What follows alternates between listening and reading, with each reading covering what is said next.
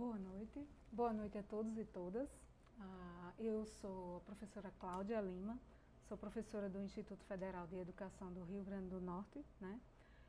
E estou aqui com vocês hoje, juntamente com o professor Otávio Tavares e a professora Graça Baracho, e para um bate-papo, né, uma conversa, uma webconferência que faz parte de um convênio, né, um consórcio que nós temos hoje, que é o Consórcio de Formação de Professores em Rede. Então, essa atividade, ela faz parte, integra, né, o curso de formação pedagógica para graduados não licenciados, né, ela faz parte da disciplina Fundamentos Históricos e Filosóficos da Educação e do Trabalho, né, que está sendo ministrada nesse momento, tanto para o IFRN como também para 11 institutos federais que fazem parte do Consórcio de Formação de Professores em Rede. Tá? Então, eu gostaria inicialmente de saudar, né, a todos os alunos, professores mediadores que estão nos assistindo hoje, né? Desejar as boas-vindas para esse bate-papo, para essa conversa que nós vamos estabelecer hoje, né? Desejar boas-vindas para o pessoal aí de Canguaretama, de São Gonçalo do Amarante, de Mossoró, de João Câmara e de Guamaré, né, que são os nossos polos, onde está oferecendo hoje, onde o IFRN oferece hoje o curso de formação pedagógica para graduados não licenciados, né?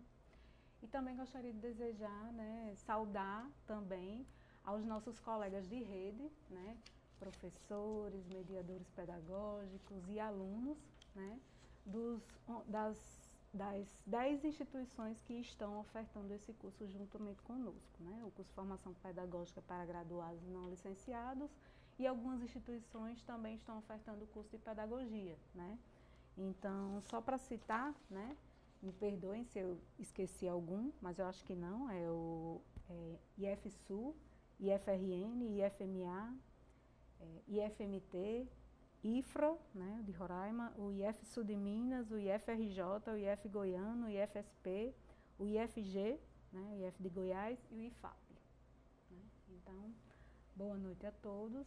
Vamos iniciar um bate-papo, né, nessa conferência de hoje, com o título Educação Profissional e Educação de Jovens e Adultos no Brasil Contemporâneo. Tá? Então, nós convidamos para esse bate-papo hoje, né, 2 professores que são professores do Instituto Federal do Rio Grande do Norte, né, são professores já aposentados, mas que têm uma longa história na nossa casa, na nossa escola. E eu vou fazer uma breve apresentação assim, para vocês conhecerem um pouco sobre eles. Né? A professora Maria das Graças Baracho, ela possui graduação em Pedagogia pela Universidade Federal do Rio Grande do Norte, mestrado e doutorado em Educação também pela Universidade Federal do Rio Grande do Norte, é professora aposentada do IFRN, tendo ingressado nessa instituição em 1989. No período de 2006 a 2010, ela coordenou o curso de especialização em Educação Profissional Integrada ao Ensino Médio na modalidade de Educação de Jovens e Adultos, né, o PROEJA. Atualmente, ela integra o grupo de pesquisa sobre PROEJA no mestrado acadêmico de Educação Profissional do nosso Instituto, atuando principalmente nos seguintes temas, né, PROEJA, Educação Profissional, Currículo e Políticas de Educação Profissional. O professor Otávio Augusto de Araújo Tavares possui mestrado em Educação pela Pontifícia Universidade Católica do Rio Grande do Sul e doutorado em Educação pela Universidade Federal do Rio Grande do Norte. Atualmente é professor aposentado do Instituto Federal, né, do nosso Instituto Federal de Educação e também da Universidade Federal do Rio Grande do Norte. Tem experiência na área de educação com ênfase em educação profissional e educação de jovens e adultos, atuando principalmente nos seguintes temas: educação básica integrada à educação profissional, educação de jovens e adultos, educação superior e reconhecimento de saberes para certificação profissional. O professor Otávio desenvolve atividades de consultoria nessas áreas já citadas E de janeiro de 2012 até março de 2017 foi coordenador geral do Programa Nacional de Acesso ao Ensino Técnico e Emprego, PRONATEC, né, o Bolsa Formação do IFRN. A partir de dezembro de 2017, é coordenador geral do curso de especialização em práticas assertivas em didática e gestão da educação profissional integrada à EJA, na modalidade EAD, com 30 polos no Brasil e desenvolvido pelo campus EAD do IFRN, em parceria com o MEC, né, a CETEC, programado para finalizar em março de 2010. Né? 2020, desculpa.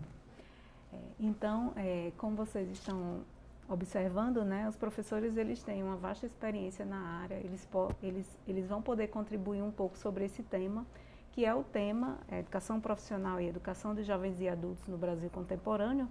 Esse é o último tema da ementa da disciplina de Fundamentos Históricos e Filosóficos da Educação e do Trabalho, né, que a gente está trabalhando hoje, está discutindo hoje. Então, é uma atividade que vem finalizar um pouco as atividades que a gente vem desenvolvendo na disciplina, tá?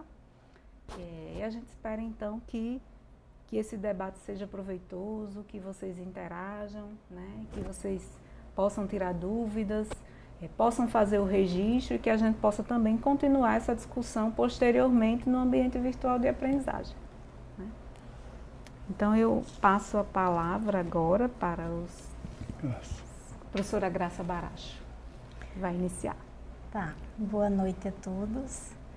Em primeiro lugar, eu quero agradecer o convite feito da professora Cláudia, né, para participar desse bate-papo aqui, o que vai se constituir num fechamento de uma disciplina, né, que foi ministrada nesse curso.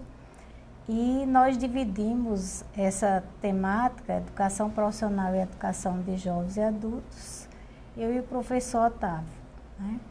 Então, eu vou iniciar com a parte da educação profissional e, em seguida, o professor Otávio vai dar continuidade à educação de jovens e adultos. Né? Então, trabalhar a educação profissional na contemporaneidade e até mesmo em outros tempos históricos, é necessário que estabeleça uma relação com o trabalho, né?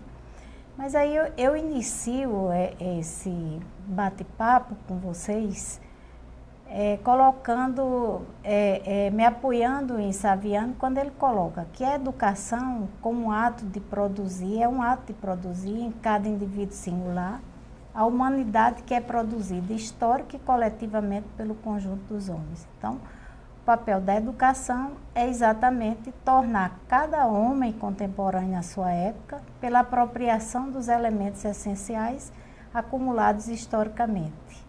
Né?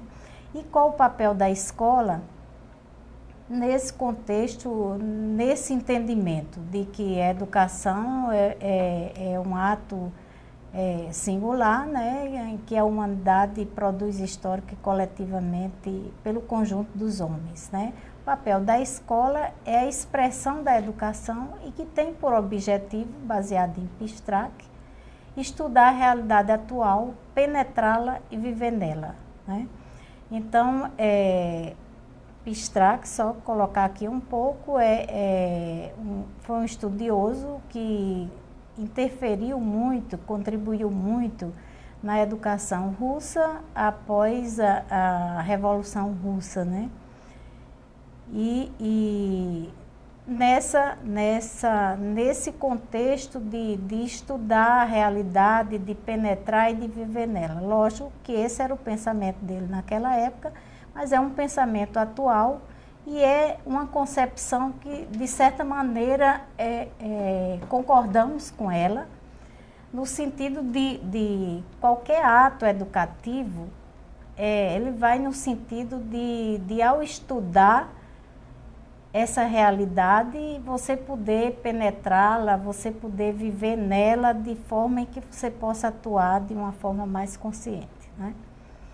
Então, como eu dizia anteriormente, estudar educação profissional necessariamente temos que fazer uma relação com o trabalho, né? A própria educação, a construção da própria educação já é o próprio trabalho. Agora, a educação profissional, ela vai sofrendo ao longo da história o reflexo da sociedade como um todo, e o trabalho se constitui uma força maior no sentido de muitas vezes até determinar a forma de educação que deve ser ofertada em cada momento histórico, né?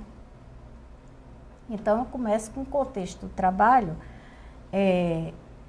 Numa conversa anterior com Cláudia, então, nós decidimos que faríamos uma breve retrospectiva, até porque o tempo é curto, né? Do contexto do trabalho e da educação profissional e da educação de jovens e adultos a partir dos anos 40. Então, por que os anos 40? Do ponto de vista global, do ponto de vista dos países desenvolvidos, é um contexto, já finalizando a Segunda Guerra Mundial, onde a base técnica de produção já se organiza, ela é capitalista, né? E já se organiza numa forma taylorista-fordista, né? Onde você tem uma base técnica eletromecânica, e essa base técnica ela vai dar a direção de todo o processo produtivo a ser desenvolvido a partir daquele contexto de mundo mais desenvolvido, que aqui eu coloco parte da Europa, Estados Unidos e Japão, nesse contexto dos anos de 1940. Essa base técnica de produção, baseada na eletromecânica e tendo o taylorismo-fordismo como organização do trabalho, ela inicia, ou vai se consolidando, ela se consolida nos anos 40 nesses países e já vai sofrendo uma decadência nos anos 70. Ocorre que no Brasil, Paul Sinch coloca muito bem isso, e outros estudiosos, que essa base técnica nesses moldes só vem a se consolidar no Brasil nos anos 70, quer dizer, as coisas não acontecem no mesmo tempo. Mas muitas vezes a própria educação, ou ela avança um pouco em decorrência do que vem acontecendo no mundo, ou ela retroage, né? E aí, nesse contexto aí, o que é que acontece com esse tipo de organização taylorista, fordista, dos anos 40, de uma base onde você tem, na produção, domina a base eletromecânica, ou seja, todos os equipamentos voltados para a mecânica e a eletricidade. O trabalhador perde o domínio do produto do seu trabalho, o qual se torna uma coisa dinamizada pela troca do movimento da circulação. O que é que isso quer dizer? É que enquanto o trabalho ele se firmava numa base técnica da artesania, do artesanato, o trabalhador passava a ter o domínio do seu trabalho porque ele tinha as ferramentas e ele produzia o produto. Na medida em que esse trabalho assume uma nova configuração e uma nova organização, em que tem a base técnica de produção da eletromecânica, o que é que vai acontecer? É que esse trabalhador, ele, como eu coloco aqui, ele perde o domínio do produto do seu trabalho como um todo, porque o trabalho passa a se especializar e, consequentemente, ele passa a ter apenas o domínio de uma parte desse trabalho. E quando esse trabalho ao final, ele se torna objetivado, porque ele é o resultado de um trabalho de uma quantidade de trabalhadores especializados e parcelarizados no processo de produção. E aí, nesse contexto dos anos 40, já um pouco atendendo aos interesses ou as tendências dos países desenvolvidos nessa base técnica, o que é que vai acontecer com a educação profissional? É realmente um período em que a educação profissional ela começa a assumir de uma forma mais abrangente e mais abrangente, né? No sentido de que o ministro Gustavo Capanema, né, que é do período do governo Vargas, de 1930, foi de 1937 a 45, ele editado uma leis que foram chamadas Leis Orgânicas da Educação Profissional. Então foram editados vários decretos-leis, em que esses decretos-leis tinham como objetivo dar uma nova configuração ou agrupar e reagrupar a educação profissional como ela deveria ser ofertada, né? E aí nós tivemos nesse momento de 42 um decreto-lei que determinava como o ensino secundário deveria ser organizado, né? O ensino secundário, que é exatamente o que corresponde ao ensino médio, ele seria organizado em duas áreas, uma área clássica e uma área científica. Então, nesse momento, todos aqueles alunos que tinham as condições de estudar sem trabalhar, na medida em que chegava a esse nível do ensino secundário, ele faria uma opção ou pelo ensino secundário, ou pelo ensino clássico, ou pelo ensino científico. Aqueles que queriam dar continuidade a um curso superior, no sentido das ciências exatas ou das ciências biológicas, então ele faria o curso científico voltado para isso. E aqueles que queriam dar continuidade pela área de humanas, como direito, psicologia, sociologia, então ele optaria pela área, o curso secundário na área clássica. E aí ele teria os conhecimentos voltados para essa área aí. Do ponto de vista da parte mais da base do ensino, também foi regulamentado o ensino primário, né? O ensino primário que hoje corresponde parte do ensino fundamental.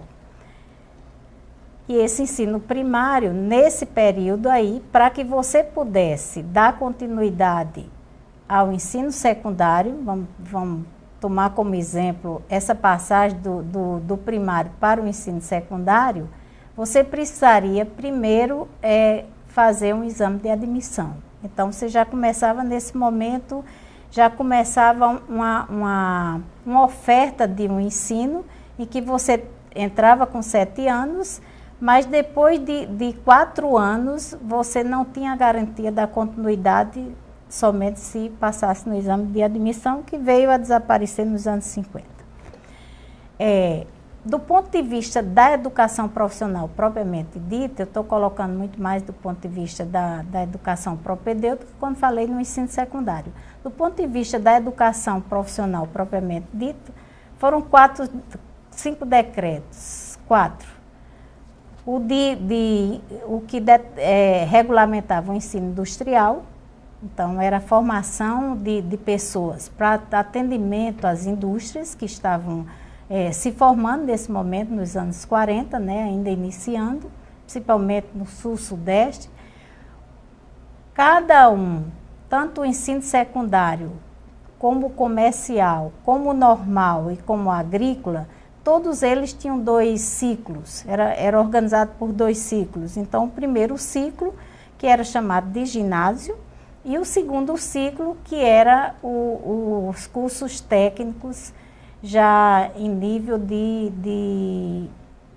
que correspondia depois ao 2º grau e atualmente o ensino médio. Então, esses alunos não iam para o secundário. E o que é qual a síntese que a gente faz toda essa organização da industrial, comercial, voltado para o comércio, normal, voltado para a formação para ser professor, e o agrícola, voltado para a agricultura. Então, qual a síntese que a gente faz dessa estrutura organizacional? É que nesse momento aí, você não poderia dar continuidade aos seus estudos. Você faria o ensino secundário, apenas o ginásio, já com as disciplinas já voltadas ou o ensino industrial, já com as disciplinas voltadas para a indústria, e aprofundaria nos cursos técnicos, e a partir daí você não tinha a oportunidade de dar continuidade e chegar ao nível superior. Somente nos anos 50 é que veio essa possibilidade, e isso em 53 mais ou menos é que veio se efetivar, e realmente de uma forma mais abrangente e sem menos percalços. Isso só veio se dar em 61, com a primeira LDB, né? Então, a dualidade que se fala tanto hoje, então, veja, ela do ponto de vista de uma síntese, ela já começa a se configurar muito bem aí. Então, quem fazia os cursos profissionais eram exatamente as pessoas mais pobres, né? Filhos de agricultores, porque foi um momento exatamente que começa a iniciar a industrialização no país, né? E esse momento que inicia isso aí é exatamente em decorrência de um processo também de urbanização, né? As pessoas que moravam na zona rural, então a agricultura já começa um pouco a entrar em decadência para algumas regiões, e a partir daí é que realmente essas pessoas migram para as cidades e iniciam os seus cursos se qualificando para começar a trabalhar e se inserir no processo produtivo já na cidade, né? Além desses cursos, vem também a criação do Sistema S, no caso o Senai e Senac, em 42 e 46, respectivamente, né?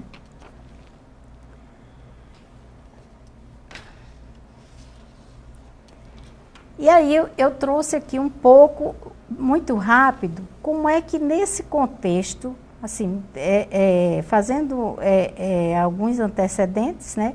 Como é que se apresentava a Escola Técnica Federal aqui de Natal? Cada estado, né, tem algumas iniciaram em 1909, outras a partir de 1910. A daqui foi 1910. E em 1910, quais eram os cursos que eram oferecidos aqui? Era marcenaria, sapataria, alfaiataria, serralheria e funilaria.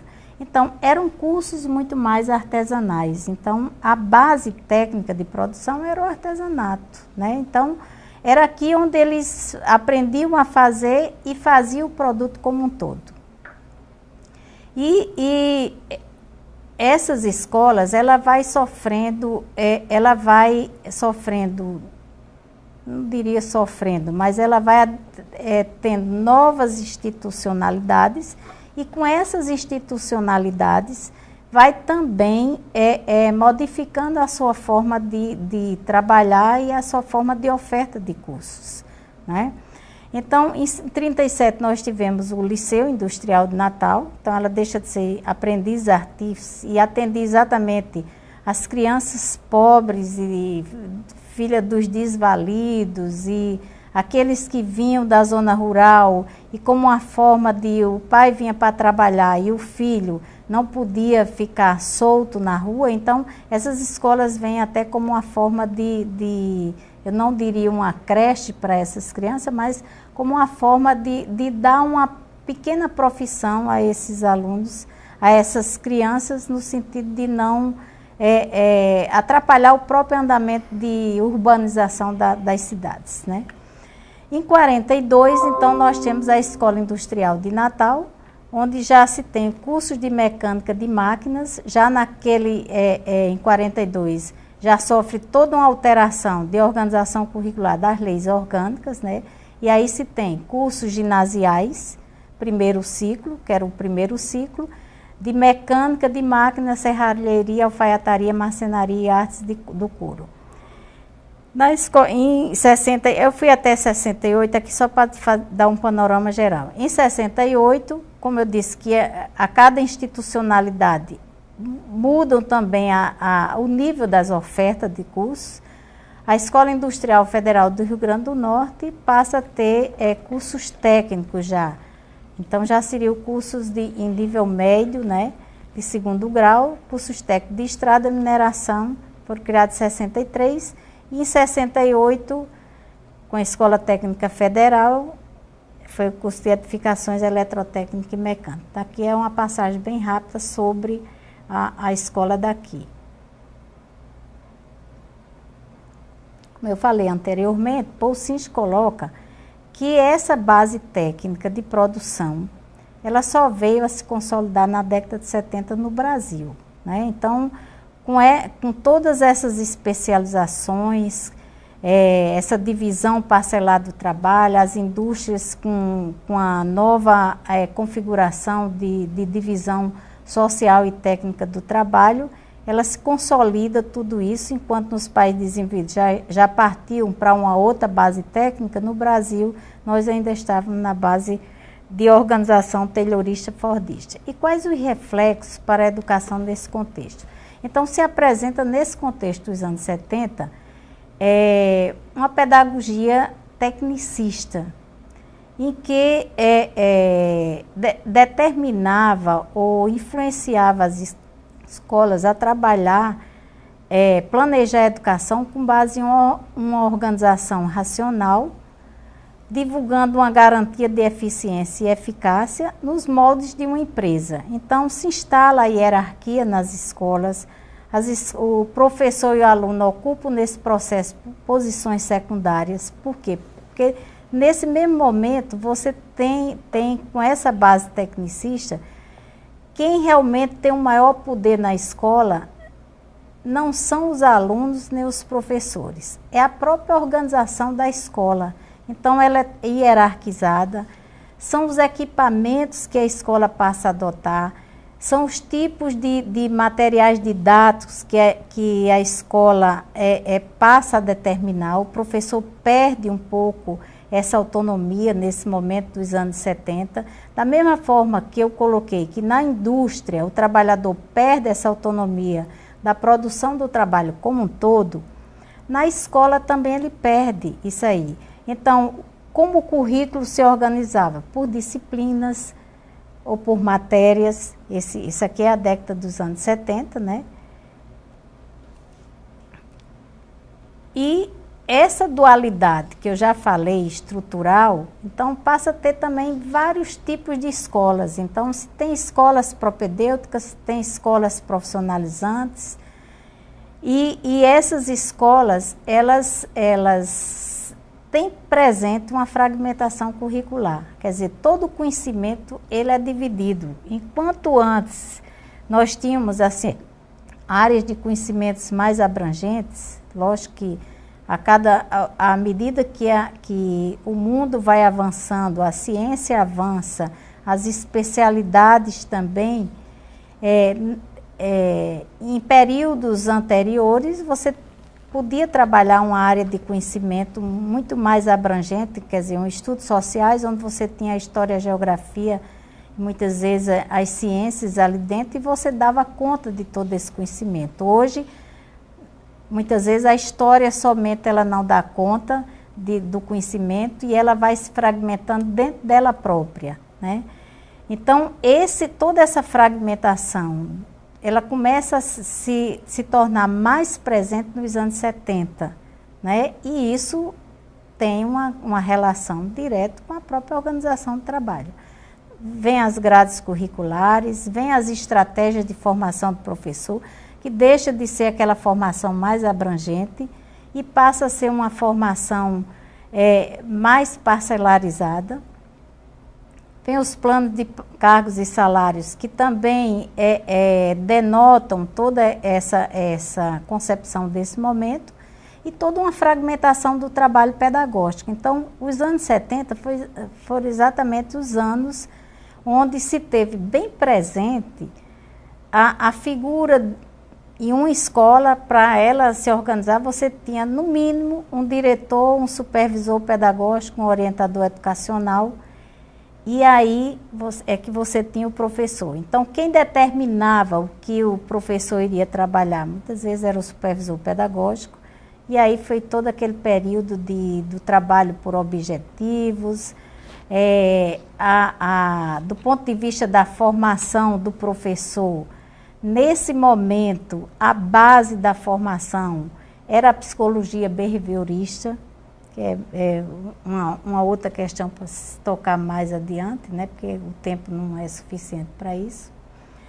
E aí, do ponto de vista da legislação, o que é que nós vamos ter? A edição da 5692, que não é uma LDB, a LDB é a 4024 de 61, mas a 5692, ela trouxe uma grande mudança para o ensino. Aquilo que era o secundário, ou o médio, ou o colegial, que era o secundário clássico ou científico, o curso industrial, o curso comercial, todos esses foram transformados em curso de primeiro e segundo grau. Então, o primário fundiu-se com o ginásio e se transformou no fundamental, ou no primeiro grau, e o que era segundo ciclo, e cursos clássicos e cursos científicos se transformaram em segundo grau. Então, foi exatamente a lei da reforma do ensino de primeiro e segundo graus. Isso trouxe uma mudança, um pequeno espaço de tempo, né? Que foi exatamente uma profissionalização compulsória. Ou seja, todas as escolas, elas teriam que ofertar o ensino profissionalizante a todos os alunos, quer fosse da classe alta, média, pobres. E todas as escolas privadas e todas as escolas públicas. Isso, na verdade, não foi algo fácil, considerando que para você implementar a educação profissional nesses moldes, você precisaria também de laboratórios. Então, algumas escolas tinham estrutura. No caso, o Sistema S tem estrutura, a Rede Federal de Educação tem estrutura. Mas as demais escolas não tinham estrutura. Por quê? Porque a 5692, ela exigia desde o primeiro grau. Então, com o primeiro grau, você já tinha as pequenas oficinas. E depois dava continuidade no segundo grau, já com os laboratórios voltados para aquelas áreas de trabalho que foram definidas, né? E aí, os colégios, as escolas privadas, principalmente, as escolas mais tradicionais, o que é que elas fizeram? Nesse mesmo momento, havia uma flexibilidade no sentido de poder estabelecer uma parceria com essas instituições que tivessem laboratórios, né, que já tivessem uma tradição de educação profissional, de oferta de educação profissional. E aí firmavam convênios com essas instituições no sentido de que o aluno estudava a parte propedêutica, que é a parte de educação geral, lá na sua escola de origem, e vinha fazer um curso de auxiliar técnico nessas escolas profissionalizantes, que eram as escolas da rede federal, Senai, Senac, etc. Eram poucas as instituições que tinham essas condições. E algumas escolas do Estado, a partir de implementos, de órgãos internacionais, iam montando os seus laboratórios dentro das possibilidades que o recurso tinha e que a própria instituição, as secretarias de educação, poderiam arcar, né? Mas, como não foi uma coisa tão fácil, Então, em 82, 71 para 82 foi pouco tempo, foram poucos anos, né? Em 82, por meio da Lei 7.044, essa lei foi flexibilizada, né? Eliminando a possibilidade de uma educação profissional compulsória. Então, aquelas instituições que tinham condições, elas permaneceram. E aquelas que não tinham, que já vinham estabelecendo essa intercomplementaridade, já numa parceria com outras instituições, elas passaram a ter o direito de oferecer só o ensino propedêutico. Então, essa compulsoriedade que se instalou com a 5692, ela teve um tempo de vida muito pequeno, que foi exatamente uma educação profissional, onde os currículos tinham uma base de educação geral e de formação profissional, sendo que a carga horária maior era de formação profissional, mas que eles tinham no currículo tanto educação geral como formação profissional. Então, o currículo era organizado por matérias com preponderância da educação profissional, o que eu já acabei de falar, né?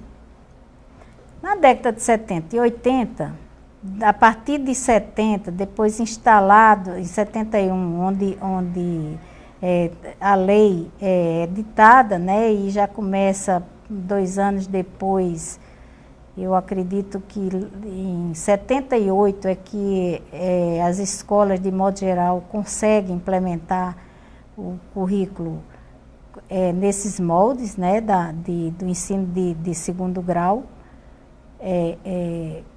profissionalizante.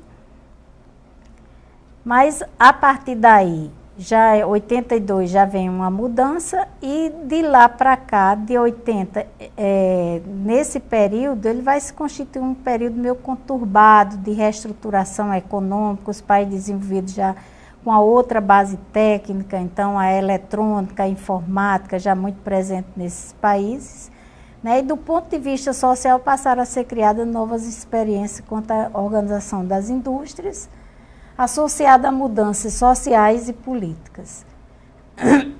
E aí, o que é que vai ocorrer do ponto de vista do trabalho? Em termos mundiais, né? O Brasil ainda está trabalhando naquela da 5692, né? Da 7.044. Mas do ponto de vista do trabalho,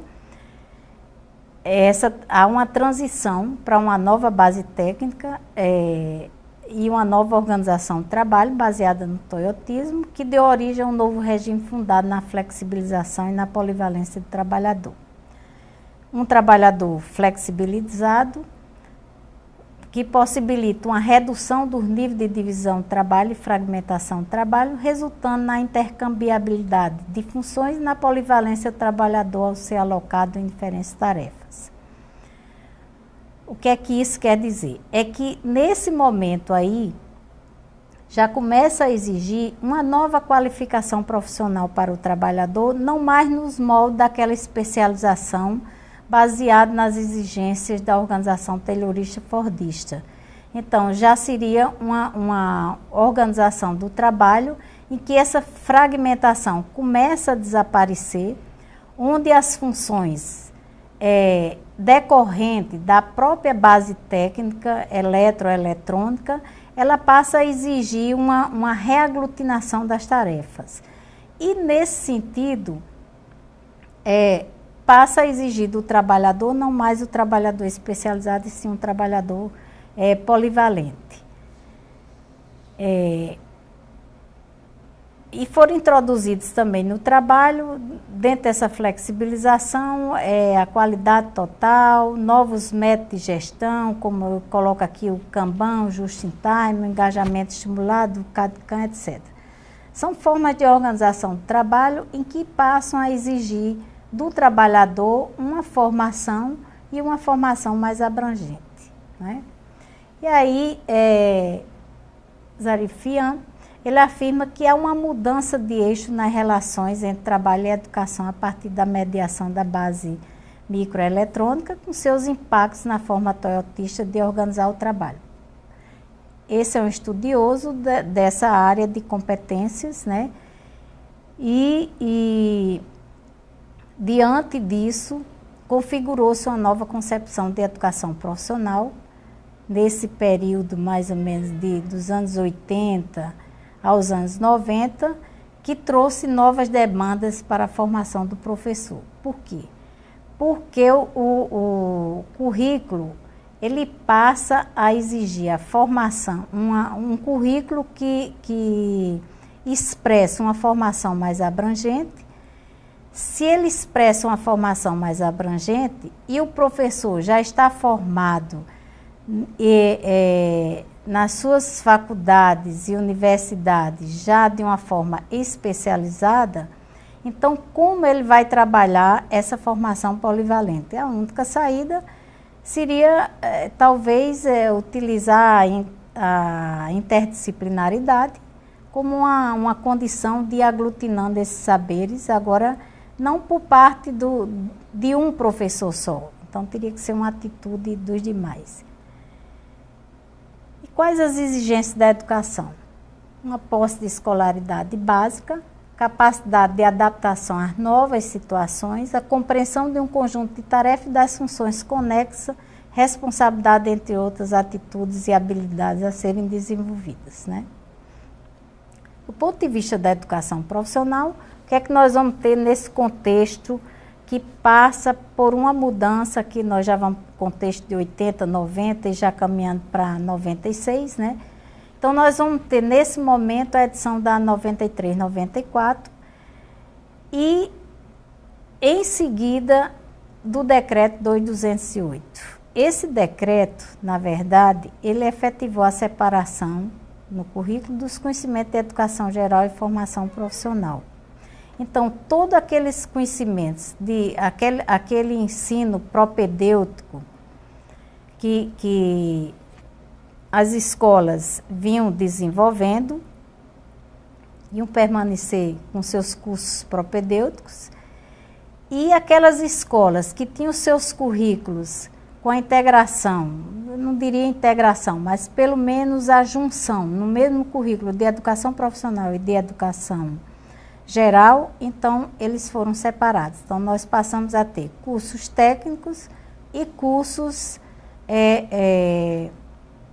médio, né? Então o médio era exatamente todos os conhecimentos de educação geral e os cursos técnicos, todos os conhecimentos voltados para a educação profissional. E aí tivemos aí grandes interferências de organismos internacionais, FMI, Banco Mundial, e os currículos foram organizados por competências laborais voltados para as necessidades do mercado de trabalho.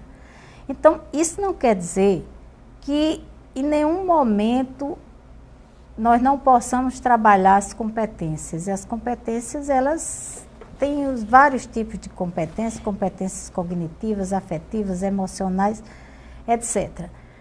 Só que a concepção de currículo para esse momento, para atendimento a essas necessidades, era exatamente um currículo voltado para as competências laborais que iriam atender de imediato as necessidades do mercado de trabalho. E aí muda a concepção da escola, então a escola passa a imprimir um princípio da qualidade total, como se na verdade a escola não tivesse uma qualidade total, uma qualidade, né? Mas aí vem exatamente todo um estudo voltado para a qualidade total, para diminuir os desperdícios, e que isso é imprescindível à qualidade, né? O gestor passa a ser um gestor de negócio, o aluno passa a ser o produto, a empresa passa a ser o cliente e assim por diante. Então, mais uma vez, uma outra mudança na educação, né, a partir do momento de atendimento a todas essas necessidades que o processo produtivo começa a exigir. Quenze coloca que foi um período assim, foi um período e acredito, e continua sendo, né? Que ela chamou de empurroterapia, né? Quer dizer, você ia empurrando, ia criando mecanismo de empurrar os alunos na escola ou de passar os alunos da escola. Então, o aluno do primeiro ano do ensino fundamental, porque com a nova lei, então, uma nova nomenclatura, né? Ensino fundamental e ensino médio. Então, o aluno do primeiro ano, do segundo ano não poderia ser reprovado, ele passava pelo primeiro ano, pelo segundo e iria sendo que soubesse, que não soubesse, né? Ciclagem, então, a organização do currículo por ciclos, de aceleração de fluxo, uma progressão automática, isso que eu acabei de falar, classes de aceleração, cursos aligeirados, educação à distância, a oferta de educação à distância, muitas vezes sem o pessoal qualificado e equipamentos adequados, entre outros, né? Então, tudo isso já vinha se desenvolvendo e, nesse período, se torna de uma forma assim mais visível, né? As certificações muitas vezes vazias porque determinados cursos, dependendo da instituição, isso a gente não pode generalizar, não podemos generalizar, mas dependendo da instituição, seriam cursos de pouquíssimas horas, né? O que você recebia um certificado, na verdade você não tinha a devida qualificação, né? E aí a concepção de currículo, eu acho que eu dei uma passada. Concepção de currículo, uma educação profissional em nível técnico, que estabelece uma articulação da educação profissional nas formas concomitante e integrada. Sim. Então, aqui é o seguinte, nesse momento de 97, então, a revogação do decreto 2208, que foi exatamente o famoso decreto que atingiu diretamente a Rede Federal de Educação Profissional, porque era uma rede que trabalhava com educação profissional e um currículo em que tinha conhecimentos de educação profissional, predominava a educação profissional, mas associada a uma educação geral. E no momento do decreto 2208, isso se tornou impossível você ter esse tipo de currículo. Então, você tinha um currículo na rede federal, como uma escola profissionalizante, mas você tinha um currículo de ensino médio, puramente, e você tinha os currículos de cursos técnicos.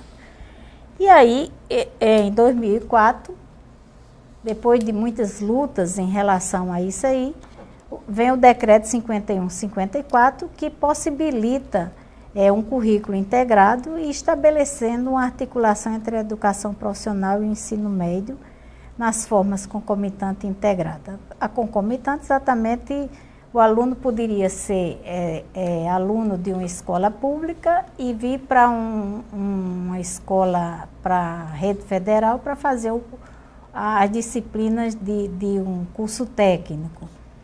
E no final ele tinha um certificado de um curso técnico, em que ele tinha os dois conhecimentos ao mesmo tempo.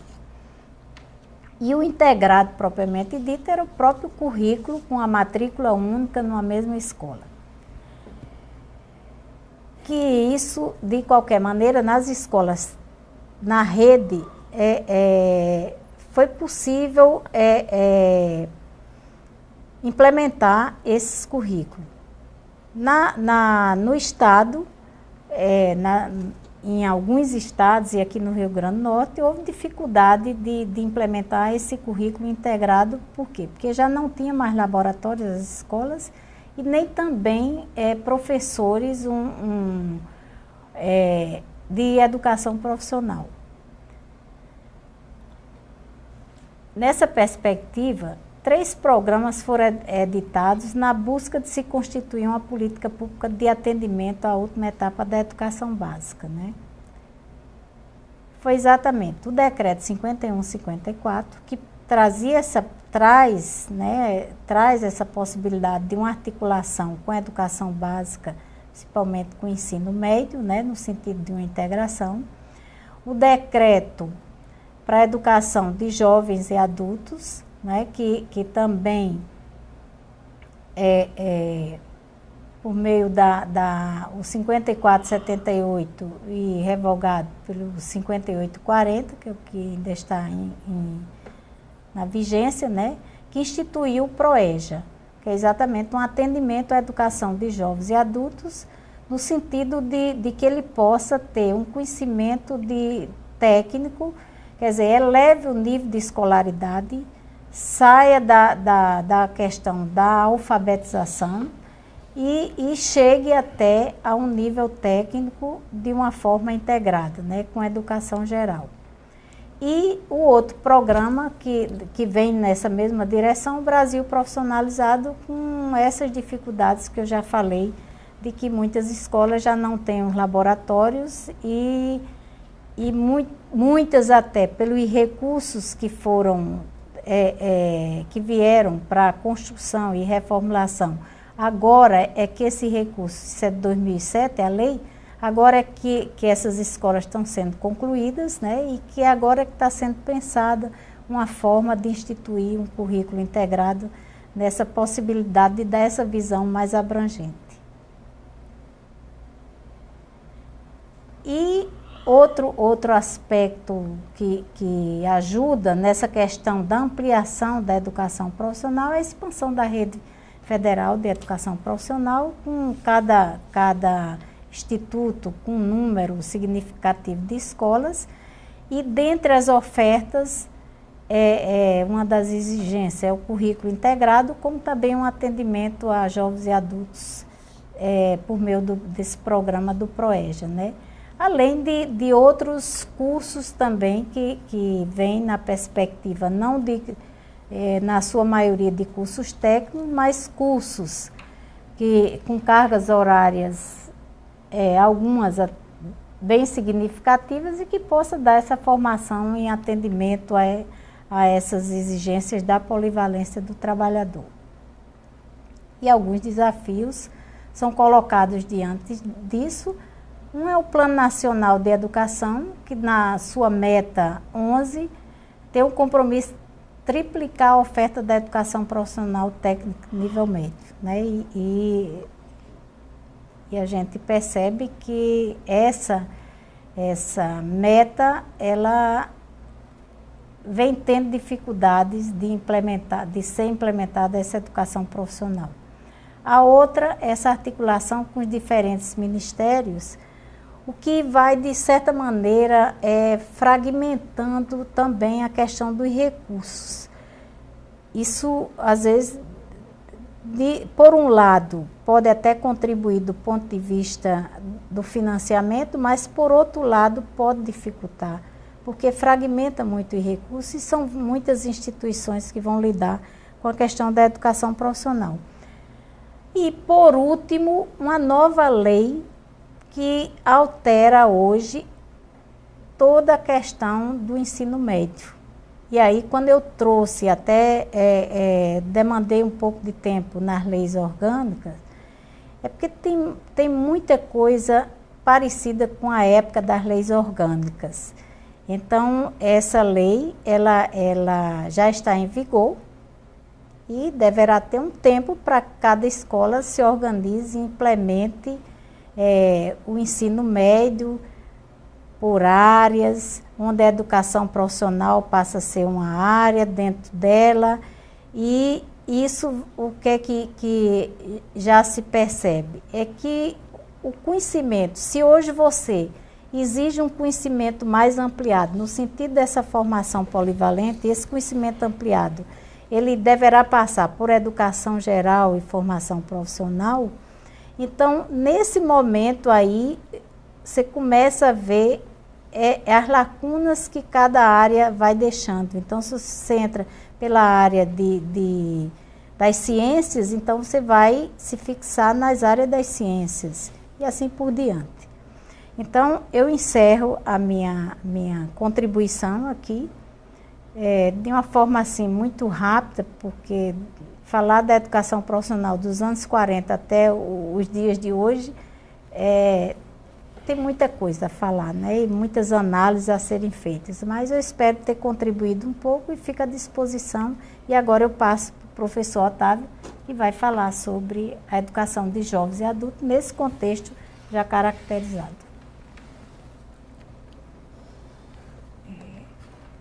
Eu agradeço, né, a fala da professora Graça e parabenizo a professora pela sua fala, pela sua aula, né, na verdade. Foi uma aula que nós tivemos aqui. Você conseguiu realmente trazer os principais realmente pontos importantes, né, que a gente pode citar e trouxe aí muitas reflexões para a gente pensar mesmo essa educação profissional hoje, na nossa realidade de hoje. Eu estou vendo aqui que muita gente está participando. Mais alto. Estou vendo aqui que muita gente está participando do bate-papo, né? Algumas pessoas estão perguntando se vão disponibilizar slides, né? Se a gente pode disponibilizar. Sim. As pessoas estão dizendo aqui que sim, né? Então a gente encaminha para os outros IEFs, para os outros institutos. Esse vídeo, gente, vai ficar disponível no canal, tá, do YouTube, no canal do IFRN, para quem não conseguiu assistir e quem quiser assistir depois, né? E ao final, se vocês quiserem já ir colocando aqui algum tipo de pergunta, a gente pode também responder, tá? Eu também não vou me estender muito e repasso agora a palavra para o professor Otávio Augusto Tavares, para que ele faça a sua explanação.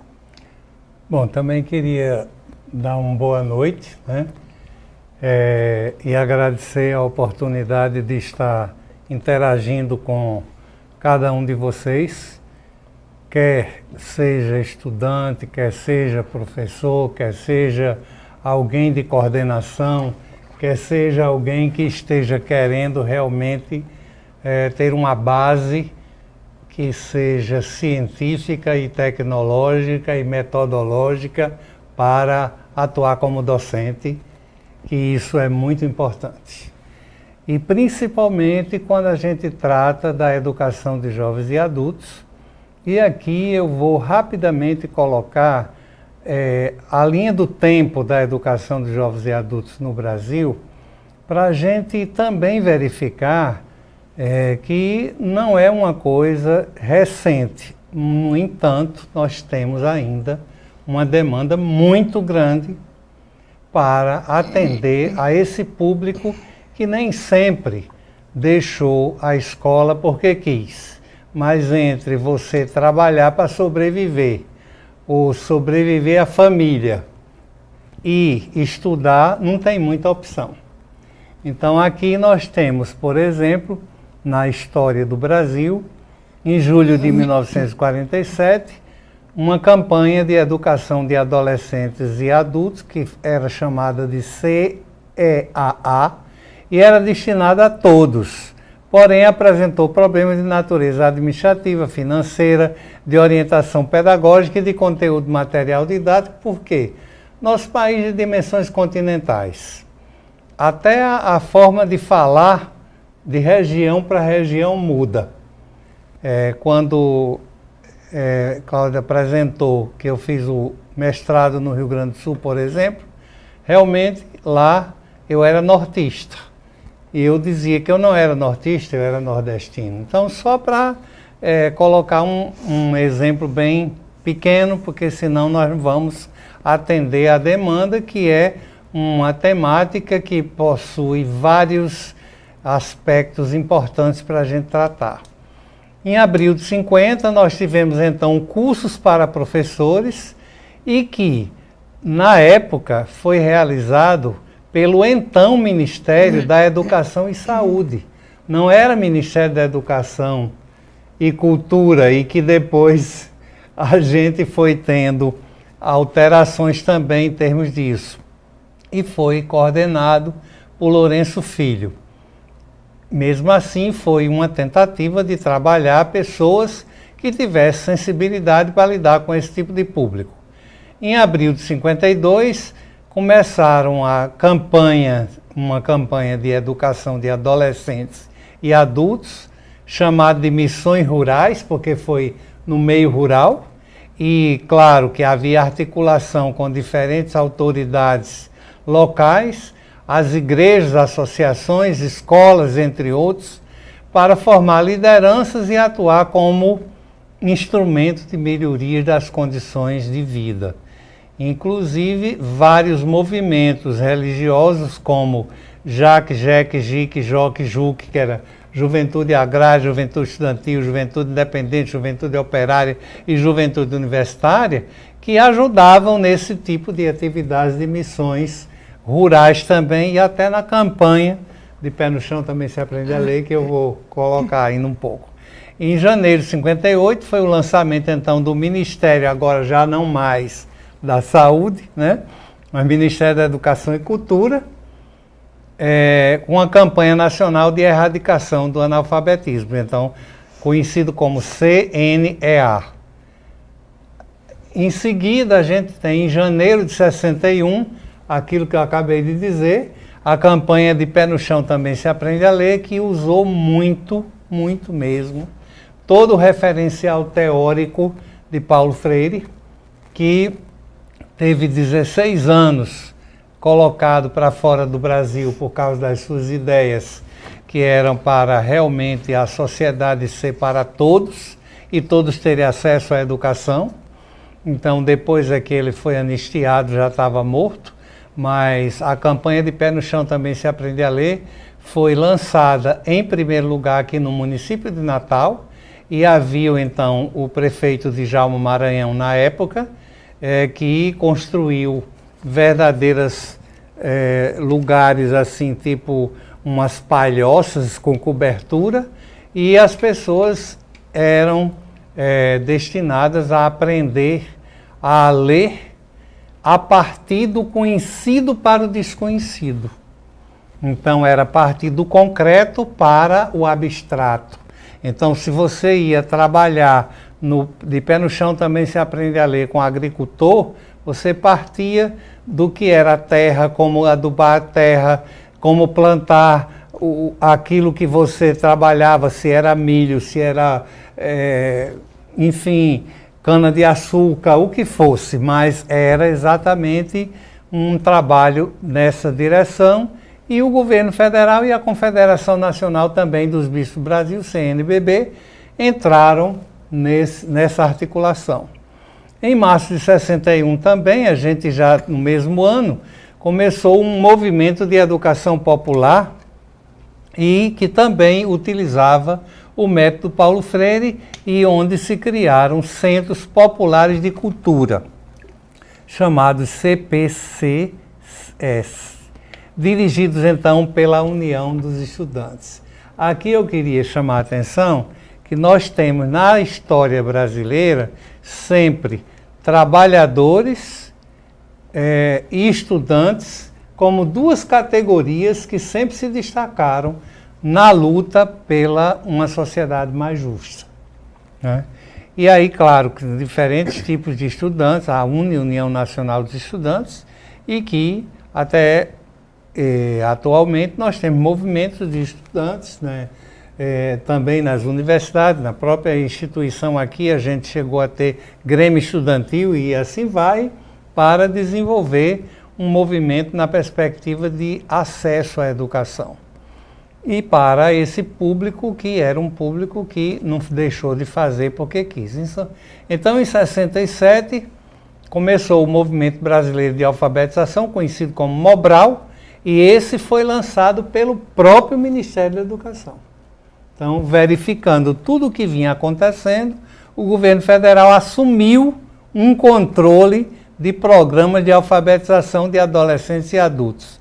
Só que esse projeto, ele teve uma forma puramente assistencialista, e não aquela forma que vinha sendo trabalhada na perspectiva de você sair do concreto para o abstrato, mas a partir do conhecido e tendo o porquê, para quê e para quem você desenvolve aquele seu trabalho. E apenas somente aprender a fazer. Então, nesse sentido, 1970, dando continuidade, o Mobral é então instituído, utilizando recursos da loteria esportiva, que hoje não é uma coisa que não se conhece, né? Até tem prêmios aí muito que levam as pessoas a jogarem muito, às vezes até sem condição, com opções então voluntárias de pagamento de 1% dos impostos de renda oriundos de empresas destinadas a todos os brasileiros, sendo encerrado então em 1990 pelo governo Collor de Mello, que a gente já sabe que também teve uma série de problemas.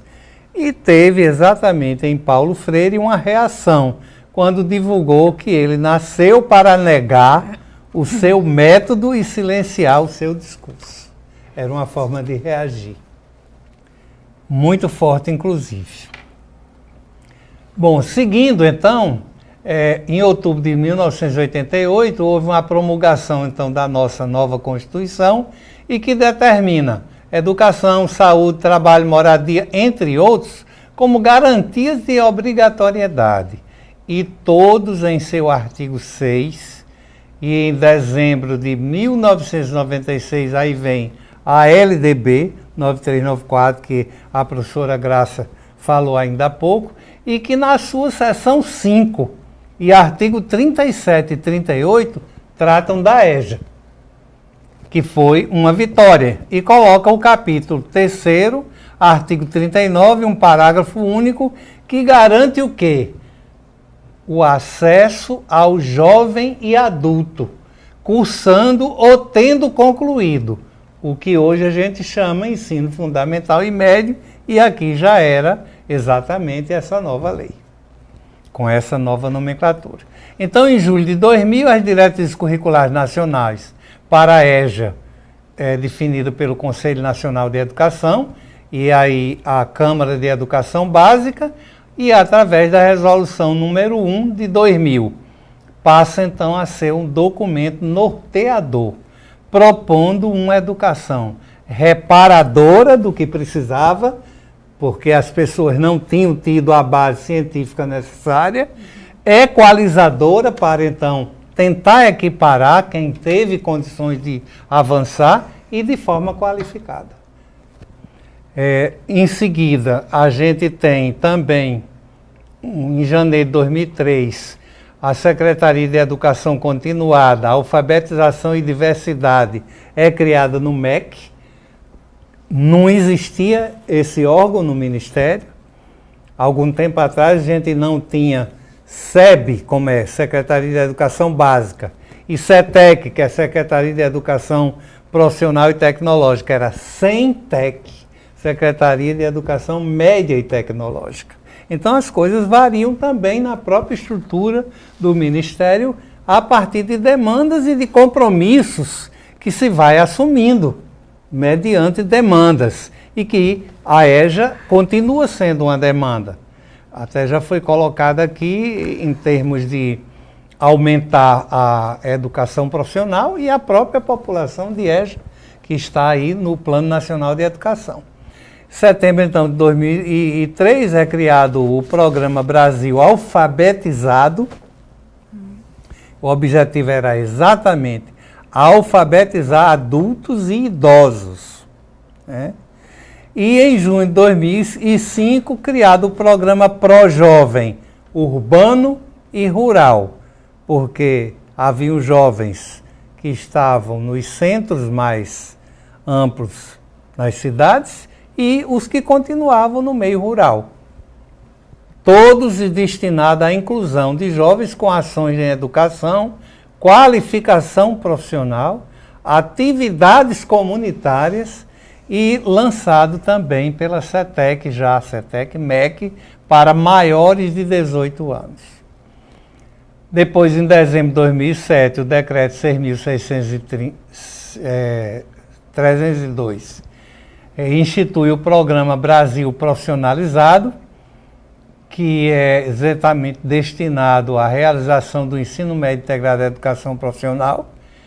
Esse programa foi muito interessante, porque essa semana até nós participamos de uma banca do mestrado aqui do Instituto sobre exatamente a análise que a professora da rede estadual fez sobre o PBP, que é exatamente o Programa Brasil Profissionalizado, e que era para atender a demandas da rede estadual, né?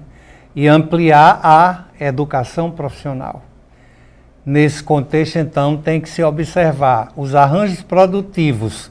O que é que são os arranjos produtivos? Aquilo que são demandas locais e regionais. Só que, no olhar nosso de educadores, nós gostaríamos que colocássemos também, dentro dos arranjos produtivos, um entendimento de arranjos artísticos, culturais e sociais. Porque vai haver uma produção também no uso disso.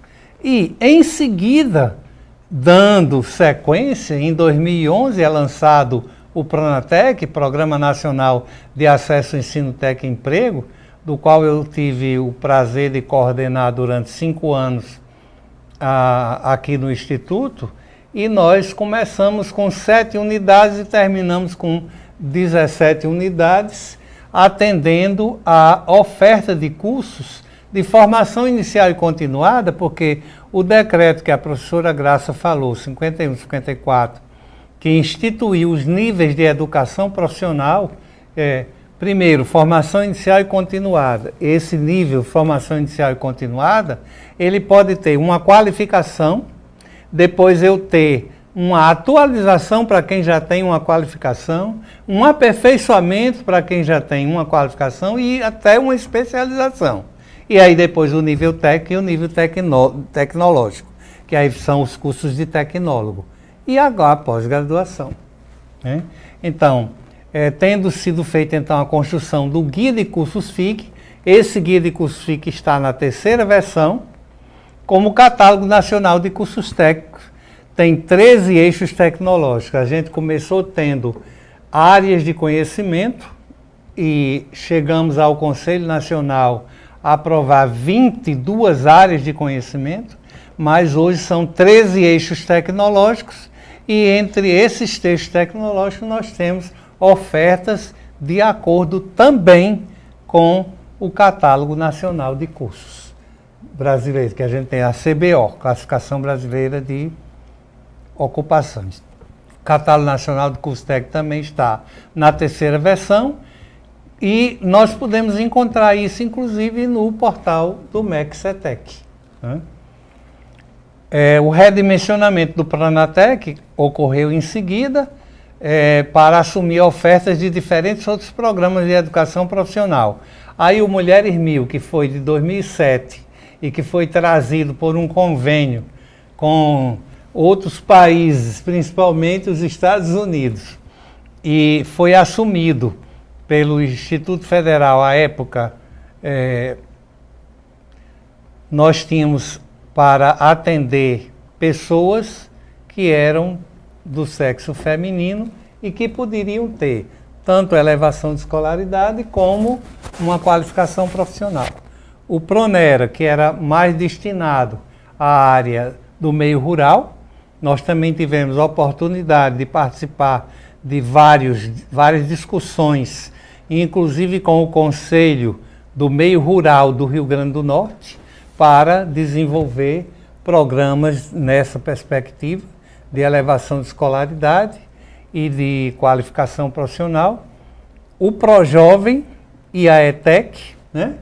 O ProJovem, que já colocamos também, que é o ProJovem Urbano e Rural, que veio para dentro do Pronatec também, e hoje a gente ainda tem, dentro da Bolsa Formação, a ETEC. Mas as outras ofertas não existem mais porque o recurso não tem. E a ETEC para alguns cursos, né? Exatamente, para alguns cursos. Então, tendo como consequência falta de condições de atender a todas as demandas incorporadas. Bom, a gente tem no Instituto uma experiência que eu gostaria de ressaltar, uma especialização no ProEja de forma presencial, e inclusive aqui eu estou com um exemplo de uma obra, né? que a gente, cada uma dessas turmas, que começamos em 2006, exatamente a partir do que foi aprovado para desenvolver um curso de educação de jovens e adultos integrado com a educação profissional. Então, é exatamente esse aqui, uma das obras. Nós tínhamos o seguinte: cada uma dessas turmas, que foram então na rede federal, na rede estadual, na rede municipal, a gente pegava alunos de todas as 3 redes para preparar professores que soubessem lidar com educação de jovens e adultos. E era presencial, mas nós tínhamos todo um trabalho de desenvolver em diferentes lugares ou campos, como nós tínhamos já. Então, tivemos em Natal, tivemos também em Mossoró, tivemos na Zona Norte, em Currais Novos, em Ipanguaçu. Então, vários campos do Instituto. E aqui você tem uma totalização de vários quantitativos de alunos que, como vocês vão ter acesso à informação, eu não vou ler porque está bastante detalhado, porque eu quis aproveitar a oportunidade para deixar aqui o registro, mas a importância, porque essas obras, que eu exemplifiquei apenas com uma aqui, e que eu queria ler o título do livro, Formação de Educadores para o PROEJA, Intervir para Integrar. Então vejam que até o título nós pensávamos. E eu até gostaria de brincar um pouco, já que nós estamos fazendo uma discussão mais assim, trocando ideias, como uma conversa, como você colocou. A professora Graça Baracha, que era a coordenadora dessas ofertas, né? E eu era um professor de uma das disciplinas, que era currículo integrado entre a educação básica com a educação profissional e na modalidade EJA. E todas essas obras, elas foram frutos dos trabalhos de conclusão de curso dos alunos. Então, ao ser aprovado, orientadores e orientandos elaboravam artigos sobre o trabalho dos alunos e saía a publicação. Esse programa que nós estamos coordenando agora, já que é muito grande, a nível de Brasil, são 30 polos, nós estamos pensando em fazer um e-book, porque não vai ter recurso para isso aqui. Isso aqui foi planejado também, se destinava recurso no orçamento. Né? Na época, claro. Em seguida aqui, alguns desafios que eu vou rapidamente colocar. Olha, a consolidação do Plano Nacional de Educação, que foi aprovado pela Lei 13.005 de 2014 e que dura 10 anos o PNE, pelo menos em princípio, né? Coloca na meta 10 que a gente tem que ter a oferta de no mínimo 25% de educação de jovens e adultos. E de forma integrada com o ensino médio e educação profissional. E a meta de número 11, o compromisso de triplicar isso até terminar esse período. Nós estamos em 2019, então imaginem 2019 para 2024, a gente não vai conseguir atingir essa meta, mas vamos continuar batalhando como pessoas que acreditam que desenvolver cursos dessa forma, ampliando a oportunidade para pessoas, fazendo com que elas entendam melhor que sociedade vivem, elas podem vir a ser outros tipos de participação na sociedade. Então, a articulação entre diferentes ministérios tem o lado que a professora Graça colocou, mas eu gostaria de reforçar que, pela primeira vez a gente teve 16 ministérios que não começavam mais a oferecer porque havia uma articulação e tinha que se respeitar o Guia de Cursos FIC e o Catálogo Nacional de Cursos Técnicos a partir de um perfil para você ter um quantitativo mínimo de carga horária para atingir aquele perfil. Então, a menor carga horária de um curso de qualificação FIC era 160 horas. Então, isso não eram cursos como existiam antes, sem essa conversa, esse diálogo do Ministério da Educação com esses outros 16 ministérios, em que você tinha, às vezes, um curso de 30 horas, 15 horas, 20 horas, que não qualificava ninguém. Então, acho isso um desafio. Nós até chegamos a fazer um artigo para, colocando isso para publicar dentro daquilo que a gente tem a nível do Instituto, revista Olus ou e-book, né, de forma que coloque essas questões. Bom, a estruturação dos cursos aqui, a gente já falou, eu vou não colocar mais, a gente tem então os cursos técnicos e os tecnólogos, né?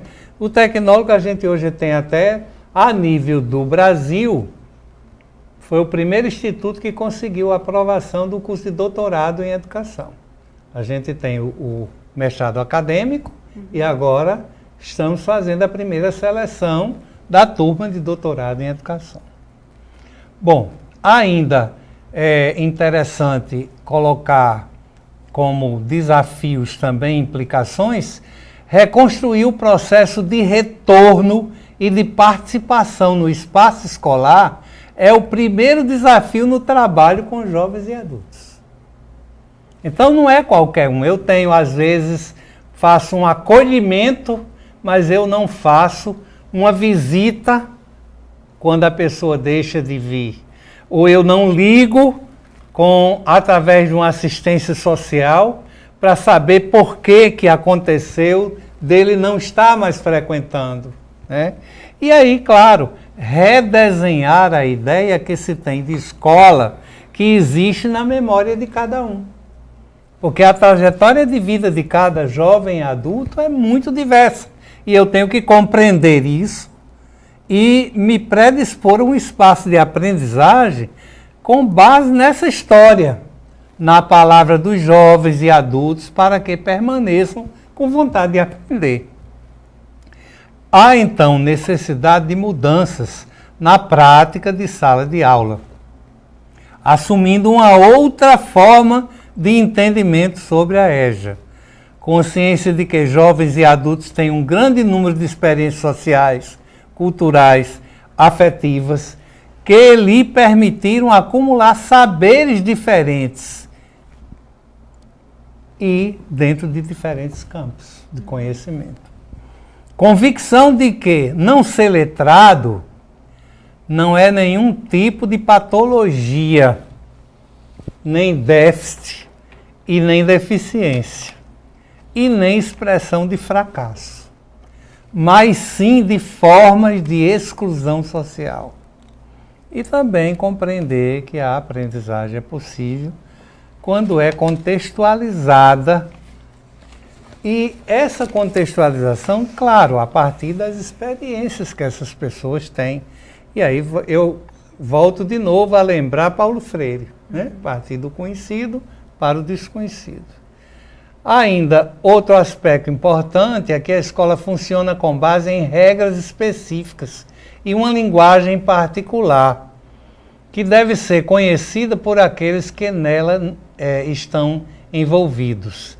E, nesse sentido, o desenvolvimento das atividades escolares está sempre baseado em símbolos e regras, que não são parte, muitas vezes, do conhecimento do dia a dia das pessoas. Ou seja, o modo de fazer as coisas na escola é específico dela e aprendido em seu interior. É, então, necessário dominar uma mecânica da escola para manipular a sua linguagem.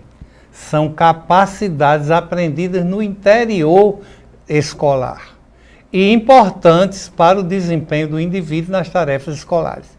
E aí tem uma professora, pesquisadora, Marta Coll de Oliveira, que tem um material que eu gosto muito e usei muito nesses cursos e continuo sempre a citar.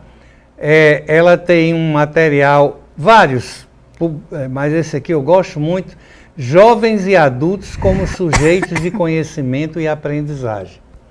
Esse trabalho ela apresentou no GT da ANPED, Associação Nacional de Pesquisa e Pós-Graduação em Educação.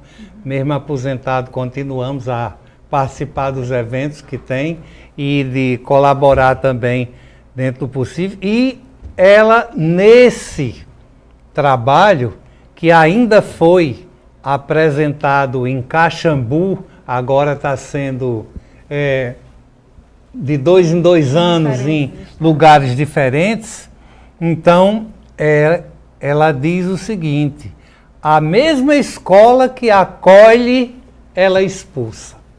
Porque se você não se ajustar às regras, você foi quem não deu conta. Então isso eu acho muito sério quando a gente quer elevar a escolaridade e qualificar profissionalmente as pessoas. Tá? Então, nesse sentido, a escola que acolhe esse jovem é a mesma que expulsa, como eu falei. Há, pois, então, que se definir propostas de trabalho que usem princípios de flexibilidade e contextualização. Que, aliás, quando eu falo flexibilidade e contextualização, que está nas nossas publicações atuais e legislações atuais, eu me lembro exatamente de Comênios, do século XVII, o livro Didática Magna. Ele dizia 2 princípios básicos na educação: variar e adaptar. E flexibilidade e contextualização não são coisas diferentes de variar e adaptar. Mas, infelizmente, muitos de nós não conhecemos Comênios. Não vamos aos clássicos. A gente fica apenas lendo aqueles intérpretes, que eu não estou dizendo que seja ruim, mas a gente tem que saber de onde vem. Isso aí. Bom, aqui então, terminando, Graça tem uma mensagem para vocês e eu tenho a minha em seguida.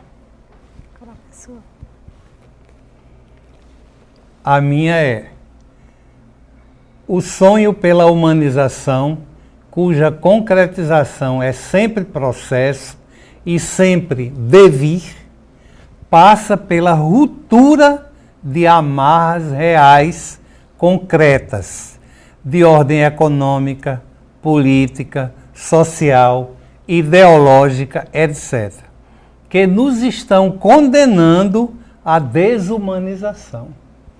O sonho é, assim, uma exigência ou uma condição que vem se fazendo permanente na história que fazemos e que nos faz e refaz. Paulo Freire, no livro, um deles, Pedagogia da Esperança, publicado em 1992, página 99. Muito obrigado pela oportunidade. Você. Bom, nós aqui agradecemos. Ela tem a mensagem, vez. não? Quer não? Eu sou não? Pois. Vai falar? É a mensagem dela. É a mensagem dela. A mensagem que eu deixo para vocês é que já que vocês estão numa fase de formação, é que a formação tem de nos levar para cima, para aquilo que não temos, para não ficarmos nos repetindo, aprisionados naquilo que já sabíamos. E aí é uma frase, um pensamento de Cortella, Mário Sérgio Cortella, e que eu gosto muito dessa mensagem para quem está em processo de formação, que realmente saia daquilo que você já sabia. Quer dizer, muitas vezes a gente como professor acha que já sabe tudo e na verdade a gente precisa aprender, a cada dia a gente precisa aprender. Muito obrigada. Bom, saiu fora do ar aqui, bom, vou continuar. Eu queria agradecer, né, mais uma vez a vocês pela excelente palestra, pela excelente aula que nós tivemos hoje à noite.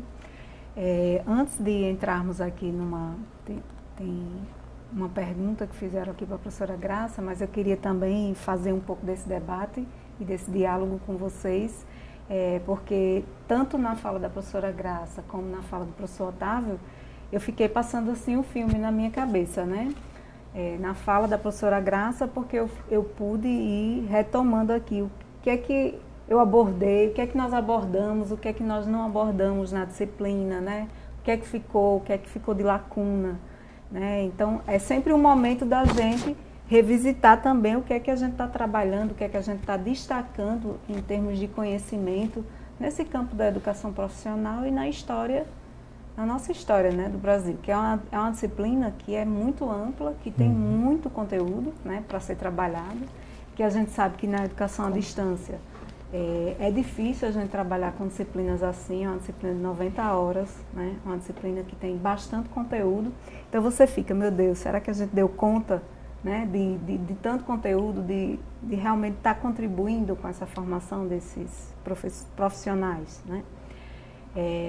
E na fala do professor Otávio, eu fiquei também relembrando, porque o senhor citou exatamente, né, que a professora Graça atuou aqui como coordenadora, né, na época do PROEJA, da formação de professores.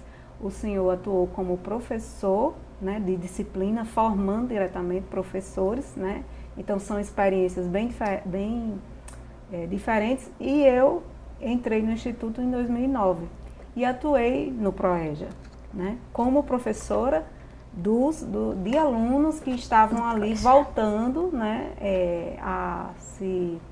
buscando uma formação, né, seja porque pararam o estudo de alguma forma, né, e na época, eu lembro que eu entrei em Caicó, depois passei um tempo em João Câmara para poder conseguir ser remanejada aqui para Natal, né.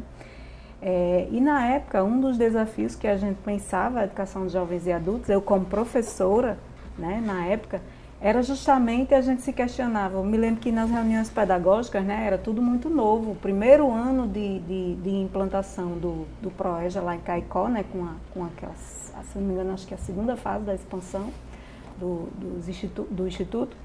E a gente se questionava enquanto professores, né? Os professores, principalmente da área técnica, né? Eles diziam, como é que eu vou enviar essas pessoas para o mercado de trabalho, né?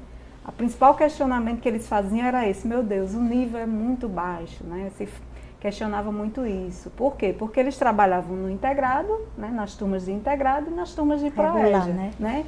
E comparavam, né? Não tem como você comparar, porque são níveis realmente bem diferentes. O pessoal do integrado traz uma bagagem diferente da bagagem que o pessoal da educação de jovens e adultos traz, né? E eu me lembro que uma das atividades que eu desenvolvi na minha disciplina, na disciplina que eu trabalhei, era justamente uma dinâmica que a gente fez na sala de aula para saber o que é que eles almejavam em relação ao futuro deles ali, né? A partir de, daqui a 10 anos, como é que vocês se veem? E aí eles fizeram uma pintura na sala e depois cada um apresentou. E tinha uma dona de casa que ela chegou pra gente e disse assim, olha, eu quero, ela do curso de eletrotécnica, eu quero que daqui a 10 anos eu estou me vendo como dona de casa ainda, consertando todos os eletrodomésticos da minha casa. Mas eu vou estar diplomada, né, com o diploma do IFRN e tal. E eu lembro que a gente eu levei essa atividade para discutir com os colegas, né, com os professores das áreas específicas, das áreas técnicas, e eles ficaram assim achando um absurdo. Tá vendo? Como é que a gente vai formar uma pessoa dessa? Como é que uma pessoa dessa vai para o mercado de trabalho, né? Quando, na verdade, a gente tem que pensar, poxa, será que essa pessoa está aqui para ir para o mercado de trabalho, né, futuramente? Até que ponto a educação de jovens e adultos ela não está trabalhando uma mudança de vida, né, na verdade. Então isso vai variar muito de acordo com a realidade de cada um. Criar perspectivas, né? Uma outra coisa que a gente percebia muito era o retorno que isso era dado também para a constituição da família em si, porque muitos eram pais, né, de famílias, alguns deles, dos alunos da EJA, os filhos estavam no instituto estudando, né? Então para eles aquilo era muito importante, quer dizer, o pai estava estudando, concluindo os estudos, né, na mesma escola que eles. Né? Então daí a gente via como isso era importante, né, para a vida dessas pessoas, Então realmente é um desafio. Todos os pontos que vocês colocaram, né, trazem muito essa questão das políticas, né? Então a gente fica pensando, quem está ali no chão da escola, né, as dificuldades que realmente a gente enfrenta no dia a dia, quem está como professor, quem está como aluno, é que sabe como realmente é difícil. Como é difícil você concluir uma formação desse tipo. Né? Quem sabe é quem realmente está na pele, digamos assim, está lá na realidade. Né? Deixa eu tentar atualizar aqui, porque eu vi que tem perguntas, mas eu não estou conseguindo. Saiu fora do ar aqui. Quer que eu avise ali? Será que eles têm como ver aqui? Deixa eu avisar aqui.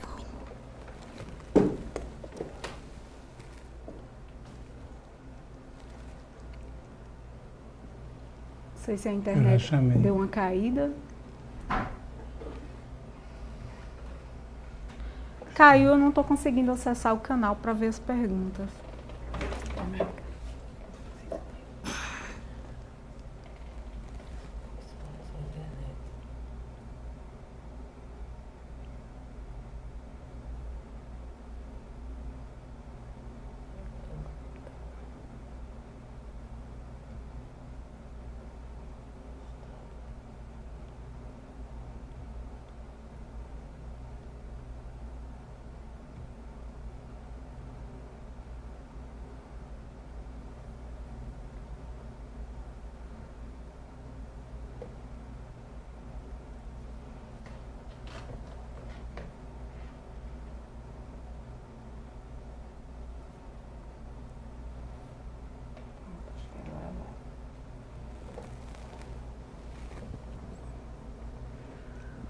Pergunta para o professor Otávio. Com o atual cenário político do Brasil, quais as perspectivas para a continuidade desses programas a partir do ano que vem?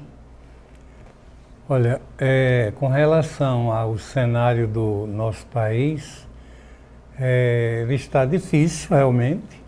A gente que tem uma visão humanista, né, e buscando a oportunidade para todos, como está aí na nossa legislação, desde a Constituição até a nossa LDB, eu não diria que está nada fácil. Agora, tem um princípio, um pressuposto, que desde que a gente se entende de gente, né, ou por gente, eu acho que a gente tem que continuar. É exatamente lutando por aquilo que a gente acredita. Quiçá a gente, em vez de ter programas de governo, a gente tivesse programa de nação. E ao ter um programa de nação, você, tendo candidatos, os candidatos iriam dizer o que iriam fazer para aquele programa de nação acontecer. E não a gente está mudando. Vou lhe dar um exemplo concreto. Quando eu entrei nessa instituição aqui, eu estava fazendo o curso de pedagogia e entrei para ser estagiário. O primeiro estágio que eu fiz foi num programa que na época o nome era PIPIMO. Muita gente nem sabe o que é isso. PIPIMO significa Programa Intensivo de Preparação de Mão de Obra. Porque, como a professora Graça falou, A lei que criou as escolas de aprendizes artífices, em 1909, dizia que elas eram destinadas aos órfãos e filhos dos desvalidos da sorte. Infelizmente, está lá na lei. Agora, se a gente não continuar lutando por uma sociedade em que a gente, mesmo tendo desigualdades, possibilite ampliação de perspectivas, qualquer programa você pode, mesmo este PIPIMO, a gente trabalhou numa perspectiva de ampliar a visão das pessoas. Né? Muita gente condenava, esse último que eu coordenei antes do PROEJ agora, com a especialização, o Pronatec.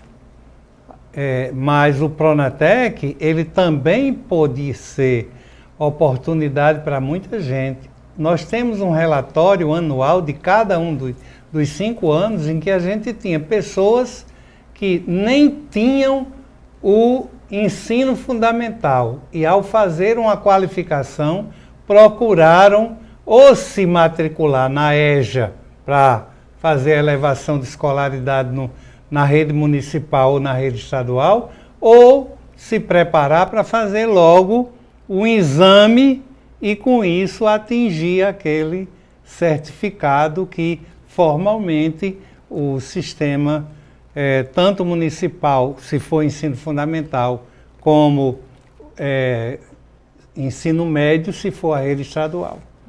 E a elevação de escolaridade acontecia e vários fizeram depois o curso técnico na nossa instituição. Então, eu acredito que depende muito de você acreditar e não querer desperdiçar a oportunidade.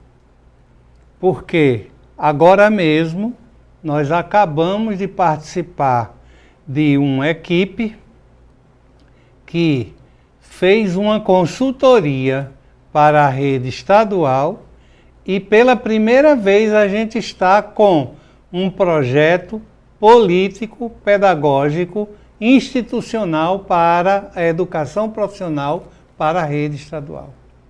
E mais 30 projetos de cursos técnicos, de acordo com os arranjos produtivos, artísticos, sociais e culturais. Eles têm que passar pelo Conselho Estadual de Educação para ser aprovado. Agora, o governo estadual pode aprovar o plano estadual. Muito bem. Deixa eu ver aqui. Agora eu estou chovendo perguntas. Deixa eu ver aqui uma da professora Graça.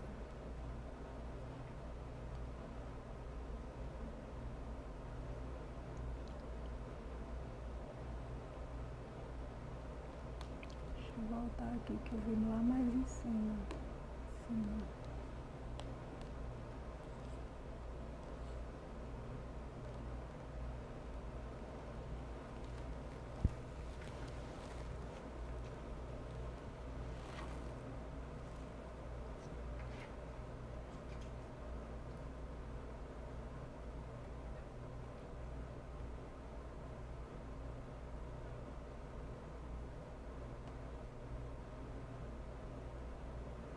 Aqui eles vão comentando, aí vai subindo as perguntas. Uhum.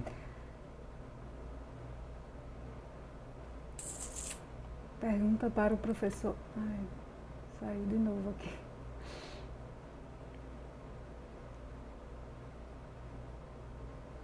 Bom, muitos estão dando os parabéns, tá, para os dois. Pergunta para a professora Graça. Diante da conjuntura atual no Brasil, como trabalhar o currículo real da escola diante da BNCC?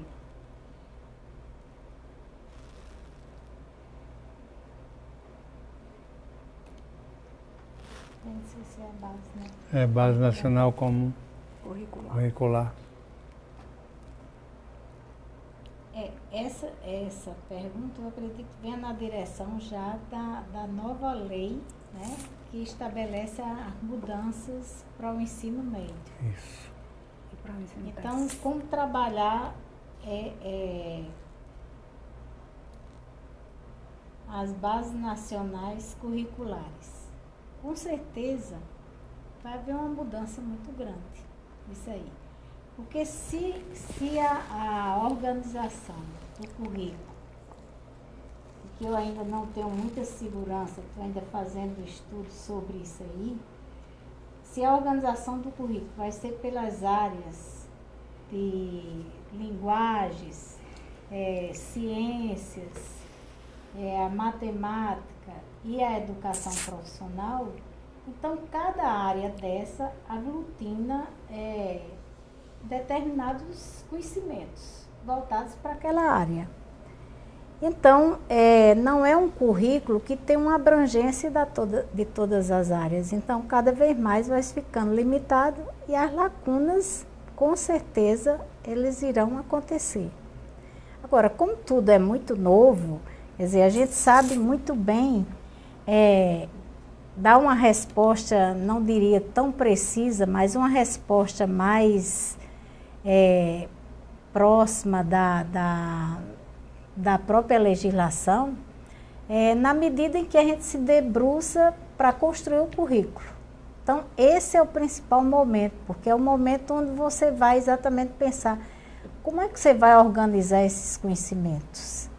Mas o que se pensa e o que se já visualiza nessa nova conjuntura, né, do ensino médio é que exatamente ele, por áreas, ele vai deixando lacunas e cada vez mais vai impedindo do aluno e do adolescente de ter um conhecimento mais amplo, até para atender a essa formação polivalente que o mundo do trabalho exige hoje, mas também para atender, para ter uma formação mais crítica, né, que é exatamente o pensamento do decreto 51/54, quando pensa em um currículo integrado, é exatamente pensar em conhecimentos no mesmo currículo, conhecimentos de educação geral e de formação profissional, e trabalhar o lado crítico do aluno para exatamente ele entender a realidade e poder intervir nessa realidade. Quer dizer, se eu não tenho essa gama de conhecimentos, no meu entendimento, fica muito difícil você entender uma realidade complexa como essa que nós estamos vivendo. Então, cada vez mais, os conhecimentos sistematizados pela humanidade e que é preciso que a gente se aproprie dele, cada vez mais eles estão sendo limitados, parcializados, né, e limitados, deixando para o aluno grandes lacunas. Quer dizer, quando eu chamei a atenção das leis orgânicas, ali já deixava uma grande lacuna para o aluno. O aluno que fazia o curso industrial, ele já fazia um ginásio voltado para o curso industrial e terminava o curso técnico com disciplinas voltadas para a indústria. Então, ele não tinha conhecimento nem do comércio, nem da agricultura, que naquele momento eram as 3 áreas principais, como também não tinha esse conhecimento da educação geral. E aí eu dou um exemplo bem presente a vocês. A minha condição. Eu fiz um ginásio normal. Nesse ginásio normal, eu vi as disciplinas de educação geral mais bem limitadas. Então, eu vi língua portuguesa, vi história, geografia, ciências. Quando eu fui para a parte do segundo ciclo da escola normal, que já seria, então aí eu já fui ver as disciplinas voltadas para a formação de professor. Então, fui ver didática, fui ver psicologia, etc. As disciplinas, fundamentos de uma formação de professor. Mas o que é que acontece? É que esse segundo ciclo aí, ele quem fazia um curso propedêutico, naquela época já tinha essas lacunas, mas pelo menos se fizesse na área das ciências, você tinha um conhecimento da física, da química, da matemática, da biologia. No meu caso, eu não tive. Hoje eu não sei nada da física, eu não sei nada da química, eu não sei a biologia, a não ser de leituras, mas de um conhecimento sistematizado eu não sei. Então é um exemplo disso aí. Eu vejo isso, trago as leis orgânicas exatamente para esse momento que a gente está vivendo. Eu acredito que a gente vai passar hoje, no momento de uma organização curricular, vendo as lacunas que nós vamos deixando no currículo para o nosso adolescente ou o adulto, o jovem, etc.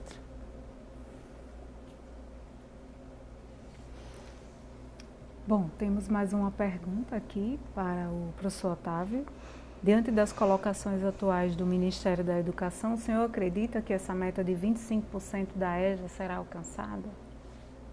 Eu pensei que já tivesse deixado claro, mas que bom que a pessoa fez a pergunta, porque talvez eu não tenha me expressado o suficiente. Eu não acredito nesse prazo que a gente está aí, colocado até o 2024, né? Porque nós já estamos em fevereiro de 2019. No entanto, eu sou daqueles que eu acredito que cada espaço que você tem, vamos ocupar da melhor forma possível para que contribua para aumentar esse percentual.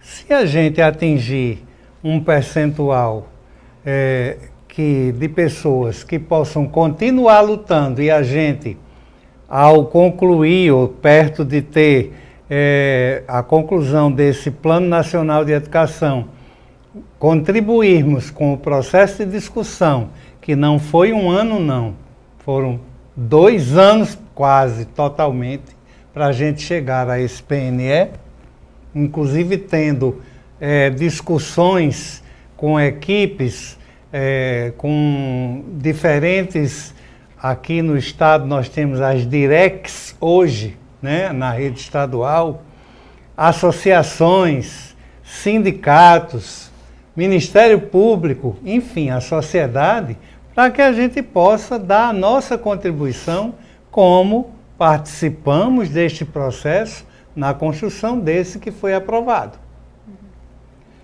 Não vamos atingir, vamos continuar colocando as demandas que temos e as necessidades para serem atendidas. Enquanto tivermos pessoas, agora nós fizemos 10 anos de Instituto Federal, né? E Graça, Ivoneide e eu fizemos um artigo exatamente desafiador sobre a experiência de letramento na perspectiva de recuperação de jovens e adultos, no sentido de serem atualizados na sua própria fala, na escrita, né? E o artigo foi aprovado, deve sair agora uma publicação pela revista Holos, vai ser um número dedicado exatamente aos 10 anos de Instituto. Mas nós já estamos sabendo que existe a perspectiva, a luta já na surdina dos institutos estarem perdendo a oportunidade de chegar aonde nós já chegamos. A não deixar de ter desde a qualificação até a pós-graduação de qualidade. E voltar a ter menos. Então continua tudo uma luta política a partir de ideais, de princípios, de perspectivas e daquilo que você acredita, né? Inclusive, talvez vocês estejam me vendo como um sonhador. Eu sou. Não tenho vergonha de ser. Sonhador na perspectiva de Paulo Freire e de Edgar Morin, porque a teoria da complexidade, que inclusive a minha tese de doutorado se chamou Encantamento e Desencantamento do Educador, porque eu provei que o encanto e o desencanto faz parte do mesmo processo, Porque quem dá sentido às coisas são as pessoas, num dado tempo, espaço e contexto, e a partir do seu referencial. Tá? E, voltando à questão que eu ia colocar de Paulo Freire, mesmo ele falecido, a viúva dele pegou vários textos que ele tinha escrito e sistematizou no último livro dele, Pedagogia dos Sonhos Possíveis. Quem faz o sonho ser possível? Fica a pergunta para vocês. Muito bem, obrigada mais uma vez, professor Otávio, professora Graça, né, pela aula que tivemos hoje. Eu estou vendo aqui que ainda tem mais algumas observações, né, de vocês, mas estamos chegando ao final do nosso horário, né, estamos completando 2 horas, né, de webconferência. Eu espero que vocês tenham gostado, né? Queremos agradecer mais uma vez a participação de todos, né? Eu vi aqui que várias pessoas de outros IFs estão participando, assistindo, principalmente de Minas Gerais. Eu vi muita gente dos polos de Minas Gerais participando. Então, queria agradecer e finalizar, né, esse momento, agradecer mais uma vez aos professores, né? Essa é a nossa primeira atividade realizada em rede, né, que faz parte do consórcio de formação de professores em rede, né, onde 11 institutos, né, estão participando com esse objetivo, né, de formar professores, né, tanto do curso de pedagogia como do curso de formação pedagógica para graduados não licenciados, né, que é uma licenciatura que vem justamente trazer esse conhecimento, levar esse conhecimento para aqueles profissionais que já têm uma formação, né, mas que querem atuar no campo do ensino ou que já estão atuando, né, sem a licenciatura. Então era isso. Se vocês tiverem mais algum comentário a fazer. Vamos desejar sucesso e nós estamos à disposição, se pudermos colaborar com alguma coisa, o que necessário for, a gente puder colaborar, a gente está à disposição. Bom, queremos agradecer essa oportunidade e esperamos ter contribuído um pouco com os conhecimentos que vocês já vêm trabalhando nesse curso. Muito obrigada. Obrigada mais uma vez, boa noite a todos. Eu gostaria só de deixar claro mais uma vez, né, que esse vídeo vai estar disponível, né, no nosso canal do IFRN, do Campus EAD. Então, aqueles que não puderam assistir, assistam, né? Aqueles que desejarem ter uma certificação por essa atividade, né, devem entrar em contato com o professor da sua disciplina, o coordenador do seu curso, e aí ver como é que vai ser feito essa contabilizar, né, esse registro. Aqui no IFRN nós pedimos um registro, né, para ser postado na sala de aula virtual, né? Então aqueles que participaram vão receber esse certificado que poderá contar como uma atividade complementar para o curso de vocês. Tá joia? Muito obrigada a todos mais uma vez e uma boa noite.